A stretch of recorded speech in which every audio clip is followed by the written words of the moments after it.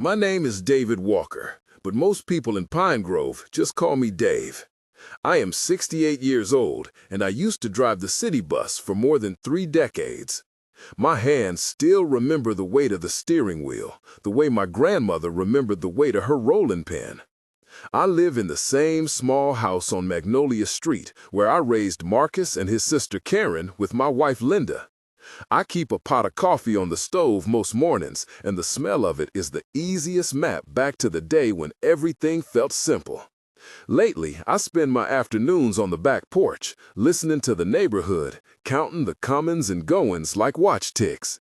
The peace I have now came slowly after the day I found out that a person I trusted had been carrying a secret every night and walking into my son Marcus' room like it was a second home. It started with a slipper left by the bed and a light that did not belong.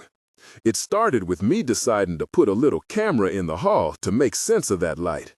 Maybe I would have kept it to myself, maybe I would have let it go, but the footage changed the shape of our family. I do not tell this to get sympathy. I tell this because sometimes the things we think are small are doors where truth slips through. If you are here for this, leave a like for an old man who still believes in honest conversation. And tell me in the comments where you are watching from and what time it is there. It makes these late nights feel less empty. Now, let me go back to the beginning and tell you how a slipper on the floor became a camera, and a camera became the thing that split our house open. I was born on a rainy March morning in 1957 in a small house 3 blocks from where I live now. My mother, Evelyn, had a laugh like a bell, and my father, Raymond, worked 2 jobs to keep shoes on our feet. The first thing I remember is the smell of soap and the sound of my father whistling as he fixed a fence post. I learned to work young because that is the way our family moved forward.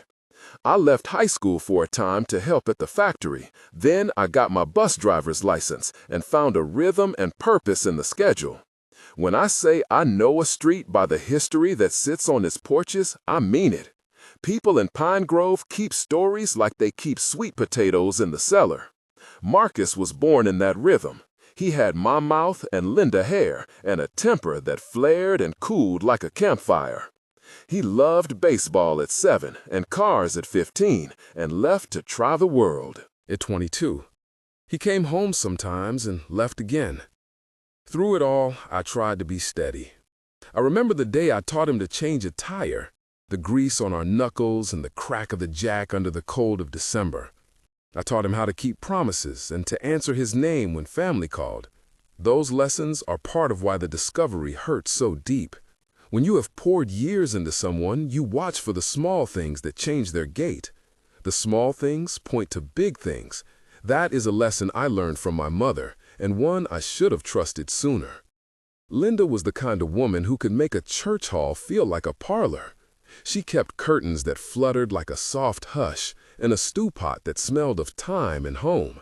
We were married for 43 years, and we built the house room by room with our hands and with patient planning.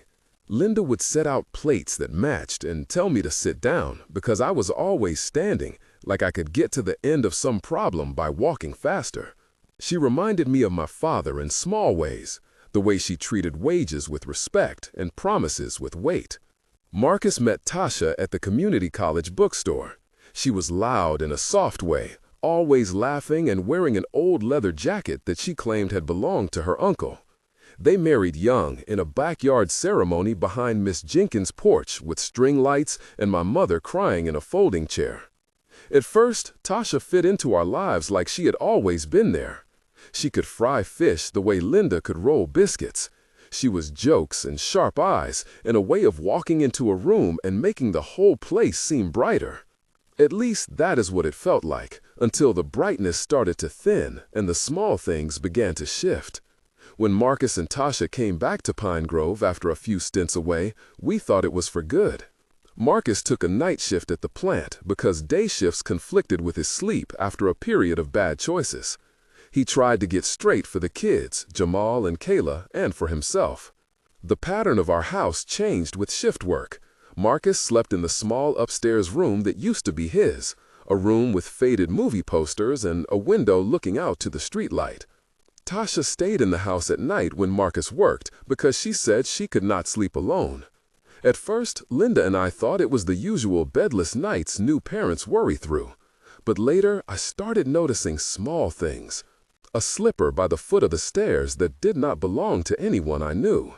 A faint perfume on the hallway curtain late in the night, the kind of heavy scent that smelled like cinnamon and a hotel soap, not like the lavender Linda used. My hearing sharpened, and I would find myself straining to hear the creak of steps and the rustle of a robe at times when the house should be quiet. I told myself to mind my own business, and I told myself to pay attention. At night, I would stand at the top of the stairs and watch the clock, count the minutes, try to find explanation in the ordinary. The ordinary refused to explain. There were a few people in town who I spoke with along the way, and they matter in this story because small towns are ecosystems. Pastor James from the First Baptist knew more of our family than most because he baptized Jamal and spoke at my mother's funeral. Rosa Bennett, our neighbor, watched kids sometimes and would call me when Marcus' car left the driveway at 2 in the morning. Leroy Hawkins, my old friend from the bus garage, would swing by on Saturdays and tell jokes, and he was the one who finally convinced me to do something more than strain and wonder. Detective Anna Cruz was the one we consulted later when the footage forced legal thinking, and Sheriff Paul came around in covered shoes and kind eyes to listen. Marcus's sister Karen called from the city with questions and things I could not stop her from saying aloud.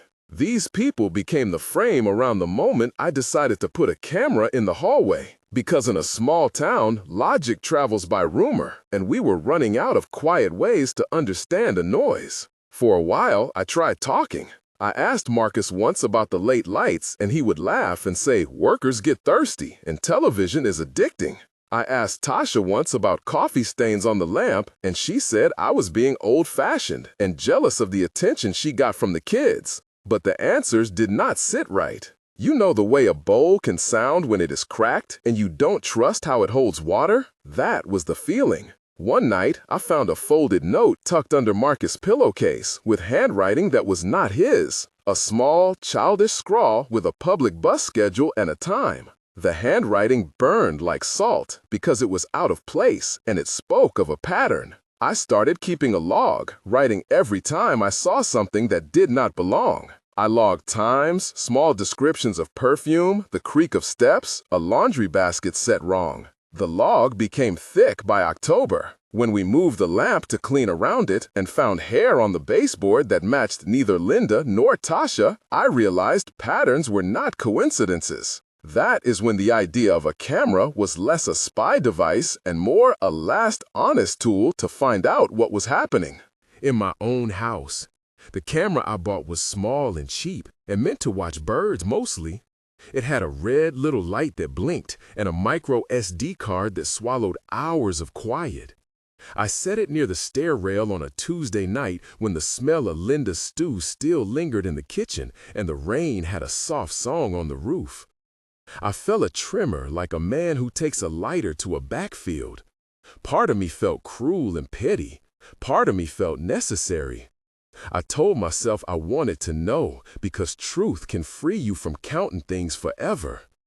I placed the camera low enough to catch feet in the hallway and I angled it to see the top of Marcus' door. I remember the sound of the camera box sliding on the wooden floor and Marcus' footsteps returning that night with his pockets full of industrial dust. He kissed his mother on the cheek like he always did and then went upstairs. Linda asked me what I was doing and I said I was cleaning the hall light and she nodded and went to bed. The film did the rest. When I watched the footage the next morning, I sat on the kitchen stool and the mug in my hand warmed the blue in my knuckles. The footage was not cinematic. It was grainy and the nightlight painted shapes in beige and gray. At 12:47 a.m., the hallway light warmed and a shadow moved past the camera. The shadow wore a robe and a small pair of slippers. The shadow stopped at Marcus' door, leaned in, and with a small hand opened the door. A woman slipped inside and did not close the door all the way. For a minute she stood over the bed, not speaking. Then she lowered herself to the edge and took out a folded bundle wrapped in a napkin. She set it down, unwrapped a small lined paper, and sat on the bed. She started whispering like one leans close to a storm to talk about weather you cannot fix. The voice was Tasha's voice. She smelled like cinnamon in the clip, and the nightlight flashed like a lighthouse. My chest tightened. I fast-forwarded. At one point, a man turned under the sheets and rolled to his side. It was Marcus' face in half-sleep. They did not kiss in that clip. They did not fight. They seemed like two people sharing a small thing that belonged only to them. But then, at 1 a.m., another shadow slid into the doorway, a lean man with a hood. He crouched at the foot of the bed and passed a small envelope to the woman. She stuffed it into her robe and smiled in a way that did not reach the eyes. They spoke for a breath, and then the two left together. The camera caught them walking down the hallway. Hall like ghosts, and the porch light grew round as a moon. I shut the laptop and breathed. That was the moment the soft suspicion hardened into a shape I could not ignore. The first time I decided to confront Tasha, I did not have the footage on me. I had only the slipper and the scent and a hollow in my ribs. I caught Tasha in the kitchen with a towel on her shoulder and Jamal running around her knees. She was laughing and her hands were sticky from jam. I watched the way she moved, the way she paused, like someone listening for a footfall. I asked her gently what she did between midnight and 2 in the morning. She looked at me in a way that made me feel small and said, "Marcus works at the plant and sometimes he gets up and watches late movies." She said it with the ease of someone reciting a line she had practiced. I told myself to let it go. Linda came into the kitchen with her hair pinned and asked if I had eaten. We sat around the table and the house made the same noises it always had. Yet underneath everything, there was a new frequency of caution. One night, Rosa came by with a pie and the smell of cloves, and she told me over the fence that she had seen Tasha with another man, walking to the corner store late, holding hands in a way that made her frown. She said it as if it were gossip, but the way she said it hit my heart like a stone. Leroy sat me down at the garage and told me in his slow voice to be careful, that once a thing is known, it cannot be unknown. He told me to put the camera somewhere else, maybe in the closet or above the door. That is when I decided to bring the footage to Pastor James and ask him for advice about confronting family. He prayed with me and said, "The truth is a sword, but it can heal if used with steady hands." If you have ever felt the sting of a small suspicion growing teeth, you know how lonely it is. If you have ever felt that itch to ask but not to be spiteful, please write in the comments below. I want to know if you ever had that sign that made you look twice. Tell me in one line, "My sign was," and then the small thing that made your stomach drop. Say also where you are watching from. Doing that helped me feel less like this was my secret war alone and more like a story we were telling together. Thank you for sharing your voice. It reminds a man that other folks keep fragile things too, and that courage lives in simple sentences. After the comments, I will tell you how it all unfolded. I showed the footage to Linda first. Because she needed to know, and she needed to have someone steady with her shoulder. Linda sat on the couch, and the kettle boiled and whistled softly against the kitchen tile. I did not expect the way she went quiet, the slow slide of her hands in her lap, the way her breath left small and thin. She did not shout. She did not break the television. She simply slid down until she was folded into herself. Then she asked me if I had watched the whole thing. I told her yes. She asked if Marcus had kissed Tasha in the footage, and I told her the truth. The footage had shown, and the truth the camera had not yet answered. That is when I called Marcus and asked him to come over. Marcus arrived by dawn with a hoodie and a sheepish face and a smell of machine grease. He sat at the kitchen table with eyes that had not slept and asked me what was wrong. I said calmly, "I need to talk to you." He laughed once and said, "You and your worry." Then I told him I had seen something. The revelation landed somewhere soft and then sharp. He pushed his hair back and said, "What did you see?" I played the footage twice. Marcus' face collapsed like a paper boat. He turned to me with hands that trembled and said, "I can explain." That is when the house that had been a map of our life became a courtroom. Tasha arrived 20 minutes later. She walked in with Jamal on her hip and the kid's eyes wide like the day looked different. Tasha's face was an instrument of calm at first, until I told her I had the footage. Then the calm lost its balance and cracked. The confrontation that came next is something I can replay in my head like old news film. We were all in the living room, and the light was the late morning light that leaked through the curtains like syrup. I told Tasha I had seen her in the hallway at midnight. I asked her who the man was. She stared at me and said, "What do you want me to say?" I said, "Tell the truth." Here is the dialogue, and I will try to remember the exact cadence as if the words were steps on a stair. I said, "I put a camera in the hall, and I saw you enter Marcus' room at night." Tasha said, "Why would you do that, Dad?" I said, "Because there were things that did not fit, and my backbone was tired of guessing." Tasha said, "Guesses hurt people." I said, "Truth can hurt too, but it also stops the guessing." Marcus said, "Father, stop. What is this about?" I said, "Watch." I played the clip. Tasha sat down like someone who had been tied to a mast while the wind came. She said, "Marcus, it is not what it looks." Marcus said, "Then tell me what it looks like to you." Tasha said, "The man is Malik." Marcus said, "Malik, your old friend from school?" Tasha nodded slowly and said, "I met him at the market, and he has been bringing things." Marcus' voice shook and he asked, "What things?" Tasha said, "Envelopes with money and papers, and sometimes notes for Marcus, because I could not get him to answer his phone." Marcus shouted, "Why would you hide this?" Tasha whispered, "I wanted to protect you."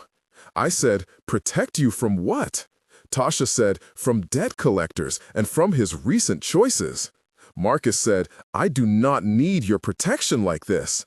I said to both of you, "Stop shouting, like the house is a courtroom." Detective Anna later told me that the way we raised voices that day set the whole town folding into our living room. We argued and pleaded, and someone cried, and someone was silent. Eventually, Tasha stood up and said, "Let me speak." She said, "Malik is not a lover." She said Malik was an old friend of Marcus who came back into town offering help with cash and with a plan to move to the city. She said she met him to get envelopes and to talk about plans because Marcus would not make calls and the bills were piling. Marcus said, "Then why were you sneaking in at midnight and meeting men in the hallway?" Marcus said, "You could have talked to me in the morning like the rest of us." Tasha said, "I was ashamed." Marcus said, "Ashamed of what?" Tasha lowered her eyes and said, "Ashamed of admitting we were failing." The room did not calm. We were each making accusations in the language of people who had been hurt. But the footage was more complicated. There were times when Malik and Tasha spoke in the hallway and exchanged things behind Marcus' back. There were times when the camera caught Malik leaving with Tasha beside him, their shoulders close in a way that made my hands go cold. I asked Malik in the end to come over and talk. When he arrived, his palms smelled like cigarettes and rain. He did not deny handshakes. He said he had been trying to help Marcus get out of debt and to help Tasha with rent when Marcus could not work. He said Marcus had been avoiding the subject because of pride.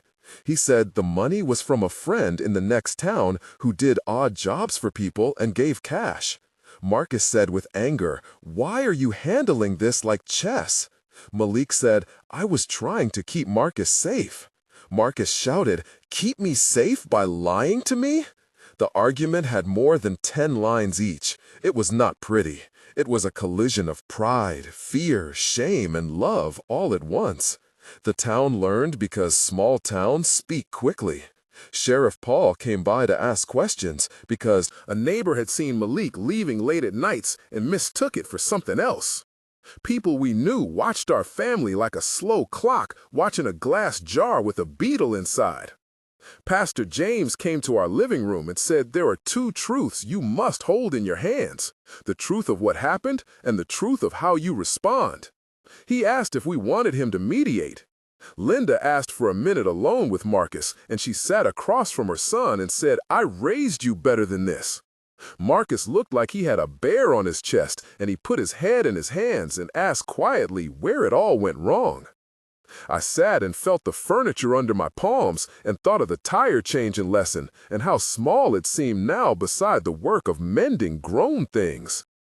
There were legal steps that followed because envelopes show up and people get worried about transactions that look like hush money. I spoke with Detective Anna Cruz, and she explained process in patient, plain terms so no one would think she was playing judge in our living room. She explained that if money passed hands for illegal reasons, we had to document it. She asked me to hand over the footage. I did. The procedure was clinical. She logged serial numbers and wrote times and wrote statements. I watched her write, and the black ink felt like a stitch closing. She took photos of messages that appeared on Marcus's phone and a receipt that Malik had kept in loose change. She guided us to file statements as needed and advised we speak with a family lawyer if anything escalated. These technical steps were small paragraphs in our lives that felt huge because they formalized the fracture, the official paper trail of a private wound. Tension came in waves after the footage. The first high-tension moment I remember was the night I sat alone in the kitchen and rewound the footage for the 10th time. I felt my throat close. I thought about loving someone for decades and how thin the line is between being protective and being possessive. My memory of Marcus as a kid rolling on the floor with a toy car flashed like an accusation. I kept thinking that perhaps I had failed to teach him what to ask for and what to accept. That memory pressed against my chest, and I had to choose whether to become a judge or to try to help. I chose to be a father, but the choice did not feel clean. It felt like oil and water, and I was forced to hold both in my palms. A second high-tension moment was when Tasha packed a bag and told me she was leaving with Jamal in the night. The house smelled like the last piece of roast Linda had made, and the bedroom light was a dim seam of yellow. Tasha's eyes were dry and determined, and Jamal clung to her legs and said, "I do not want to go." Linda stood at the doorway and said, "You cannot just walk away from the kids." Tasha said, "I need space and to find a place where I can breathe." Marcus said, "You are running from something you could fight for." The voices rose until the neighbors came to the fence and asked if everything was all right. That is when I realized the private had become public and nothing we did would stay inside our walls any longer. A third sharp moment of tension came on the day of the confrontation at the courthouse when papers were signed. The air in the building was recycled and smelled like lemon cleaner and forms. Marcus looked smaller than the last time I saw him in uniform. He and Tasha sat across the table with a mediator, and there were long lists of assets and custody points. Jamal and Kayla were with Linda in the waiting room, and they drew with crayons in a booklet, looking for normal. The mediator asked simple questions that felt monumental, and each answer felt like another brick being pried loose from the house we had built. At one point, Tasha burst into quiet tears and said, "I never wanted our children to carry the weight of our mistakes." Marcus said quietly, "I am tired of carrying only the shame." The papers were signed, and the sound they made sliding across the table was final, like a drawer closing on a life we had known. After the confrontation and the legal steps, Marcus moved out to a small apartment across town with help from Leroy for the deposit. Tasha found a temporary place with an aunt, and Jamal stayed with Linda and me part-time because we were all trying to keep the children stable. People in Pine Grove had opinions, and they shared them freely. Some folks said I should have done nothing and left my son to his secrets. Others said I did right by looking for truth. The community reaction was a test. Rosa still brought pies sometimes, and Pastor James still visited with a prayer that smelled like menthol smoke and paperback hymnals. Leroy brought over tools and jokes and fixed our back fence without asking for much. Detective Anna called with updates and with a softness that made the process humane. There were nights when I sat on the porch and listened to crickets and thought about my father whistling under the fence, and I wondered what he would have done. I thought about forgiveness and whether it was the same as forgetting. I thought about honesty and whether it is always worth the price. The months after the fallout were a slow work of rebuilding with a lot of small tasks. The first month was the raw one. We moved Marcus' boxes into his new place and carried a mattress down the steps that smelled like his old cologne. I cooked for Linda more because she would not notice it first, and then she would smile and say thank you, like it was a small island of normal. Jamal would come over on weekends and we would eat pancakes and watch cartoons. I remember the first month as the month of small tendernesses. I played with the kids and watched television with a silence that felt respectful and sad. I called Pastor James and we drank coffee in his office, and he told me to pray and to be patient with myself. Marcus called sometimes and left messages that he could not say on the phone. The calls were a thread. 3 months in, things had shifted further. Marcus had a job lined up with a maintenance crew, and he seemed steadier by degrees. He came by the house sometimes to mow the yard, and his hands held the rake like a man who was finding balance again. Linda started a small sewing project that she sold at church, and it kept her hands busy and her heart mended with stitches. Tasha had found counseling and attended 3 sessions and wrote a letter to the family with a long apology and an explanation of shame and fear and the worst parts of trying to pretend. The town began to treat us like people again, rather than as a headline. People nodded in the grocery store and did not always ask questions. Jamal and Kayla started going to after school, and Marcus came to every second Sunday service, and sometimes he would sit in the back and watch the light fall through the stained glass. We learned to measure progress not by fireworks, but by small, steady improvements, like a plant lifting toward a window. I began to drive the bus for a morning run part-time, not because I had to, but because the routine comforted me. The small comfort of schedule re-entered my life like an old friend. 6 months in, the hardest edges had dulled. Marcus and Tasha had an arrangement, and they were finding a way to co-parent with boundaries. Jamal spent Tuesday nights with me, and Thursday nights with Linda, and Saturday mornings with Marcus. The children were doing the brave work children do, and their laughter began to stitch over the torn parts. I had gone to family counseling twice and found it valuable because it taught me how to speak without commanding and how to listen without fixing. Marcus and I rebuilt the tire-changing lesson and leaned on each other the way men who are used to pride learn slowly to do. I started volunteering at the community center and teaching boys how to fix bicycles and how to change a tire the right way. Linda and I took a trip to see my sister in Savannah and sat at a little cafe with rosemary smell, and we watched people and felt small again. The town still had opinions, but they were quieter now, and our family had fewer surprises to surface. The real lesson I learned is that truth can hurt like a cut, but healing comes from doing the work after the cut. I learned that listening before accusing can sometimes keep people alive in your life. I also learned that protecting families does not mean hiding things that will rot inside them. It is better to clean rot than to paint it over, and to admit mistakes than to keep pretending the paint will never peel. Linda and I are older now, and we have less stomach for drama.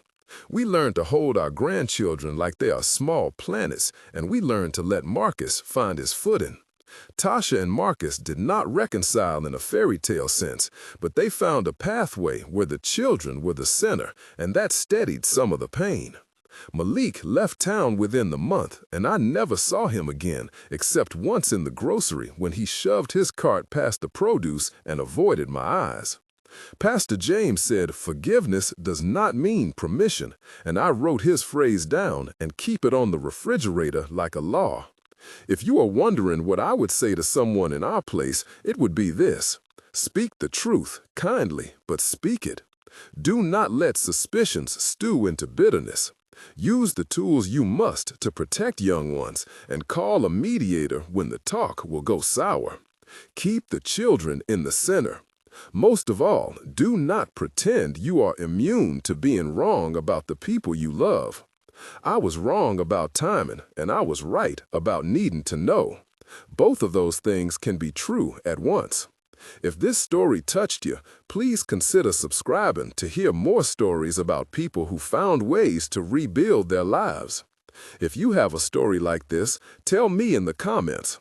My sign was, and then the small thing that woke you up. And tell me where you are watching from.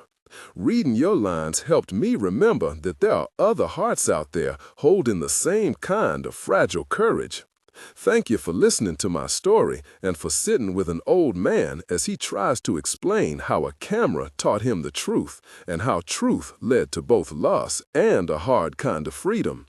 In the smallest final tally, I lost the simplicity of a 43-year marriage, and I gained the clarity to rebuild my days with intention. I lost the version of my son that had been single and carefree, and I gained the man who is learning to be responsible for his choices.